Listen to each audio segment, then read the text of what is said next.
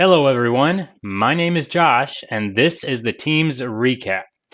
Last week, we took a little break simply because there was not a lot of big news last week. I mean, there was an item or two, but hardly enough to make a full episode out of. So this week, we have combined the news from the last couple weeks, and we've got a decently full plate. So no shortage of news to dig into there. Before we go to the content, you will notice the background has changed in color a little bit. I just was having a hard time accepting the purplish. I can't place my finger on what exactly it is. It works fine on the team's logo, but it didn't work so well with my own theming and branding. So we went back to the blue. I like it better, think it's a better fit. We're going to stick with that for now. All right. And it's Thanksgiving week here in the US, which probably means that at least half or better of my regular audience might not ever see this episode.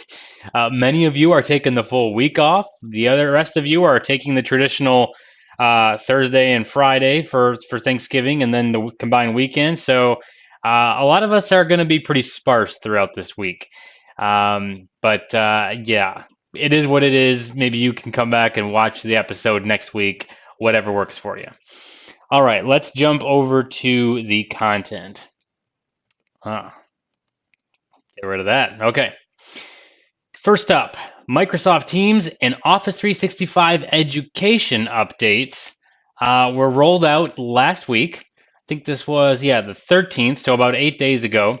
And there is more projected to be coming over the next few months. Let's start digging into what some of these are. And I really have to say, Microsoft has invested a lot of time and effort into turning Teams into a tool of preference for educators in many different schools, colleges, what have you. And they've done a great job with it. They've put some really neat enhancements into Teams that play right into the needs of the educational system. So I'm excited to see some of these come out, and I hope one day I can actually get my hands on an educational tenant because I'd love to get in and start playing with some of this on my own. Makes it easier too when you want to try to, sell to an educational customer the value of Teams beyond your regular telephony, chat, all that good stuff. So, all right. Anyway, what's new? What has happened? First, we can create an assignment with a OneNote page. Pretty cool. The ability for teachers to create assignments and then attach a page from OneNote to distribute and then ultimately grade. When you create an assignment, you simply select the page from your class notebook in the file picker and then choose the destination for distributing the assignment page in the student notebooks. Apparently, they've had really good feedback for how this is working out. That seems like a pretty handy innovation. And OneNote seems to be really, as I go through these, you'll see OneNote has a pretty prominent role when it comes to educators and integration with Teams. Efficient grading support for OneNote pages. They say this also includes the time-saving ability for teachers to easily pull up OneNote page assignments in the quick grading view of the assignments app in Teams, so better access to grades. Class Notebook add-in integration with Teams. They were excited to be updating the OneNote Class Notebook add-in to support Teams integration, which was, I guess, a top request on the user voice site. And as we all know, Microsoft has done a great job of listening on that user voice site and delivering based on that. Here we see managing classes through Teams up here in the ribbon in OneNote. They give a link to a short training video demo, so probably want to watch that and how it works. In the coming days, they say they're going to be rolling out version 2.0.0.0 of the Class Notebook add-in so that this capability will be added in. And this is going to bring Teams integration to the OneNote Windows 10 app, the desktop app. That is super awesome. So, yeah. Cool. Okay, support for permission in the collaboration space. Microsoft, recently put out a blog post detailing how teachers can now add permissions to the collaboration space for OneNote class notebooks created in Teams. This capability was finally enabled last week. Assignment notifications. They started to roll out new assignment creation notifications for Microsoft Teams education customers. After the update, once a teacher creates a new assignment, all the students in the class will get notified in the activity bell, which in this picture is up here in the upper left-hand corner. And a rich assignment card is going to be visible out here in the conversation stream. This is presented with the due date and a link to the assignment details. Um, exciting cases that come along with this change, the collaboration around an assignment. Teachers and students can now easily facilitate contextual and relevant collaboration around a specific assignment in a class. I love that. I love how much context Teams brings to all sorts of communication, all sorts of documents and items and objects. It's really good at that, and I really appreciate that about Teams. Assignments search. Teachers and students can now easily search for assignments with specific keywords. Very good development as well. Student new file submission. Students are now able to initiate their work using Office apps right in the context of the assignment submission flow. We can see that right in here within Teams, which helps them save time. This is also going to be helpful for those students who may not have access to the Office apps at home and want to get started on their assignments within Teams. Assignment full screen view. This was apparently one of those really big requested items, and we see that Microsoft has delivered on that. As we're looking at this assignment here, we have full screen view, Word Online, pretty cool. Now, what is coming soon? Multiple class distribution. This saves the teachers a lot of time.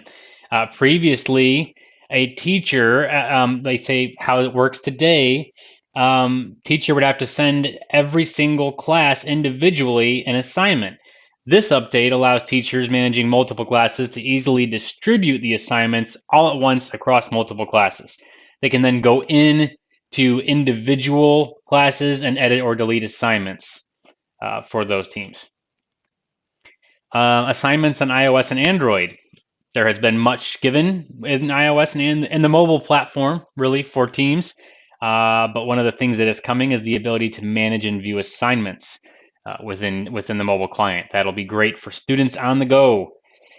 And then assignment list view. Apparently that is, and it makes sense for education. You know, teachers have requested that they have a week view in addition to their list views for the assignments, and that is being brought to them very soon in the coming months. And then beyond that, we've got a little frequently asked questions section down here that you can read and check out. Again, please go and watch the demo videos and check out the links that they include in here. This link up here, along with the links for all these other topics, will be included in the YouTube video description for this video. So if you're watching this video on YouTube, look below into the description of the video and you will see links to each one of these things so you can read them for yourself in greater detail and click on the links to visit the other resources that are made available. All right, what's up next? Teams Mac OS. Mac users. The Mac OS app now supports Azure AD conditional access for Teams. Very cool. There's a lot of other stuff in here you can read up on this, but I'm going to go over the highlights here. With this release, you can do enroll and manage Mac OS devices using Intune. Ensure that Mac OS devices adhere to your organization's compliance policies. Restrict access to Teams to only compliant Mac OS devices by using the Teams Cloud app in the conditional access policy creation workflow. This is big. This is a pretty big deal because organizations need to feel like they're not just able to provide certain access and control and security to only certain parts of their organization. If they've got security needs and requirements that have to be met, they need to know that they're going to be met across the board for all user profiles. And Macs are frankly just a part of life at organizations these days, especially in your C-suites and the executive level. Macs are very popular. So the ability to have them use conditional access through Azure AD is huge. The conditional access policies include controls for requiring multi-factor authentication, requiring compliant or domain-joined devices, using IP addresses or user location to block access to a service, targeting specific user cohorts within your company, and then targeting specific Microsoft apps. Um, very good control is given here. There it is. All right. Very good control is given here to the organization for managing how and when Mac users are able to access the Teams client. Let's see. Yeah, there's a few other notes in here that are really good to read over if this applies to you. So again, check out this link in the YouTube video description and read it in greater detail for those of you supporting Mac users. All right, Cloud Connector Edition's version 2.1.0 was released. This adds really the main headline here is that it adds Operation Management Suite support. Martin Bohm did a very good and detailed write-up on this. As Martin kind of goes through in the first bit here, he talks about what the expectations were previously for having coexistence between on-prem hybrid and CCE hybrid in the same tenant. Unfortunately, we learned via a blog post on Tech Community a week or two back that is not going to be happening any longer as previously announced. Microsoft's strategy is veering away from that. They're working on a more direct SIP trunk route from a Microsoft Teams environment that has calling enabled in it, enterprise voice, all that stuff, directly to on-prem voice infrastructure, not via a CCE. Details are yet to emerge on that. Timeframes are yet to solidify, but that is the path forward. So we're not going to see that in CCE version 2.1. The big thing we did see was support for OMS. Martin goes through a lot of things here, upgrading CCE to version 2.1, gives some links to other great posts on this, one from Tom Arbuthnot, the Tech Community post on this. And then we go down to what is OMS, which was helpful for me. Sounds like even Martin kind of had to do some brushing up on this because this is just not something we were familiar with.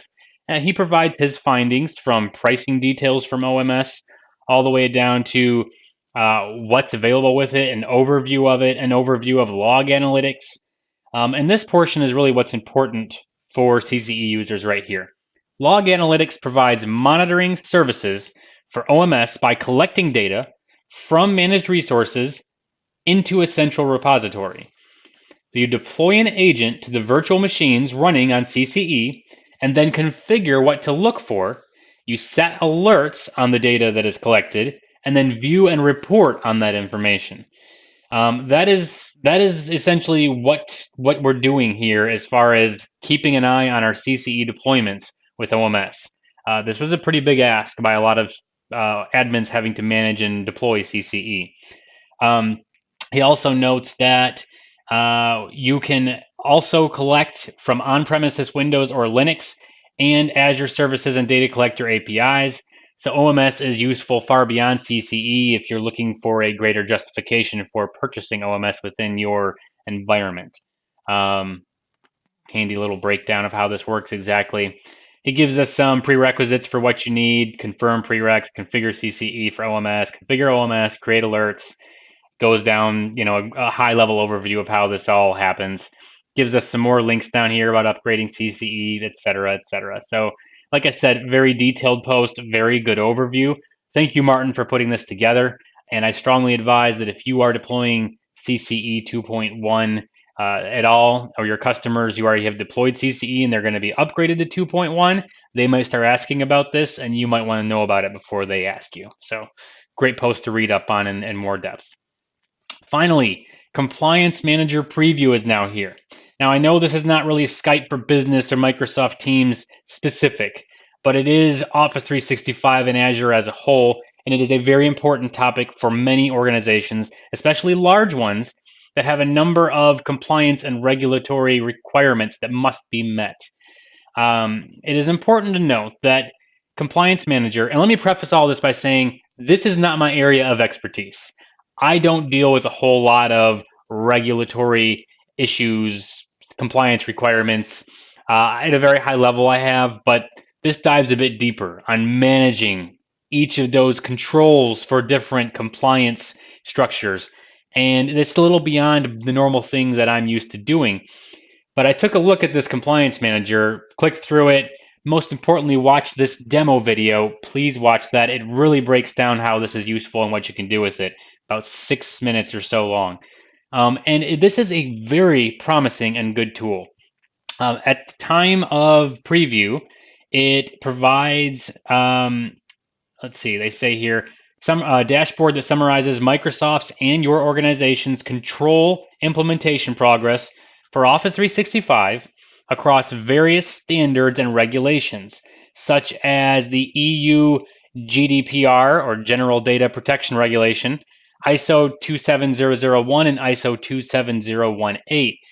There are other regulations that are going to be provided for later. NIST, where was it?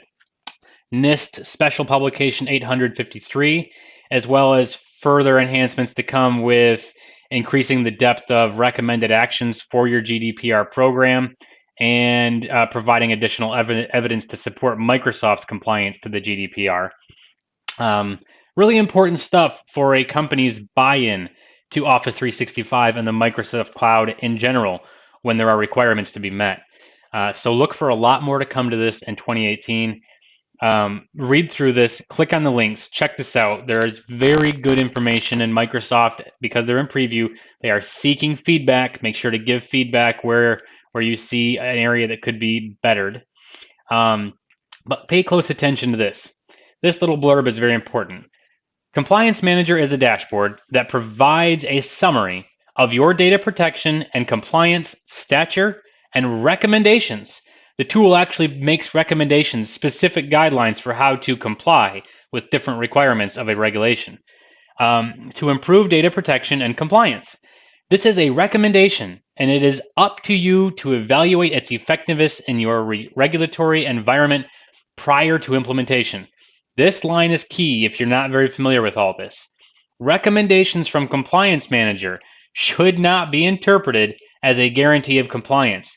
This is an amazing tool. It helps you stay organized. It helps you get a handle on your compliance needs, assign tasks, get it all handled properly to make sure you're ready should an audit come about. But it is not a guarantee that you will come past an audit. It is simply a tool for helping you get there. Keep that in mind. And that is all that I've got on these topics for today. Been a busy week, more so than last week, and collectively we've got some good information here. So I thank you for sticking with me to go through it all. For those of you in the US or other countries that simply would like to join us in giving thanks and celebrating and eating lots of turkey and other good holiday treats, pumpkin pies, pecan pies, the whole 9 yards. I wish you all happy Thanksgiving. I hope that you stay safe and enjoy downtime with family and friends. Thank you again for tuning in. Please retweet and share as you see fit, and I hope we will see you back here next week for the next Teams recap. Thank you, and adios.